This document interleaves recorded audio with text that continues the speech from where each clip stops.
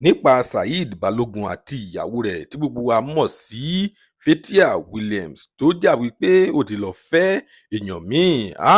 Ìròyìn wọn ni mo mú wá fún yín lénìí. Ẹ máa bá wa ká lọ kẹ́ lè gbọ́ kókó inú ìwé ìròyìn náà.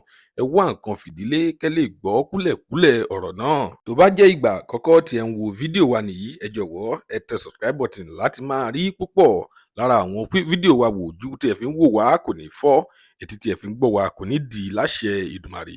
Ọpẹ́ Ọmọ Àjíbóyè lórúkọ tèmi. Ẹ kú dédé wò yìí níbikíbi tẹ́ bá ti ń wò wá nílé lóko lẹ́yìn odi. Lónìí ìròyìn jẹ́ kó tẹ̀ wá lọ́wọ́ wípé arákùnrin tí wọ́n ń pè ní Saheed Balogun, mo lérò pé púpọ̀ lára yín sì mọ arákùnrin náà àti ìyàwó rẹ̀ tẹ́lẹ̀ rí tí orúkọ rẹ̀ ń jẹ́ Fathia Balogun. Ó dàbí pé wọ́n ti parí ìjà wọn ò, torí wípé àwọn èèyàn wọ́n ní àwọn rí wọn níbi tí Saheed Balogun tí ó ti ń spray arábìnrin náà tí orúkọ rẹ̀ ń jẹ́ Fathia Balogun. Nítorí bẹ́ẹ̀ ni àwọn èèyàn fi sọ wípé ó dàbí pé wọ́n ti parí ìjà wọn ò, ṣùgbọ́n a kò tí ì rí òdodo mú nínú ọ̀rọ̀ náà. Bí a bá ṣe ń rí ìròyìn náà, a ó máa jẹ́ kí ó máa tẹ̀yìn lọ́wọ́ o. Lónìí a kò ní rí jù báyìí lọ. Ìròyìn ní ṣókí tí a mú wá fún yín rèé. Tó bá jẹ́ ìgbà àkọ́kọ́ tí ẹ ń wo fídíò wa nìyí, ẹ jọ̀wọ́ ẹ tẹ subscribe button láti máa rí púpọ̀ lára àwọn fídíò wa wò. Ojú tí ẹ fi ń wò wá kò ní fọ́.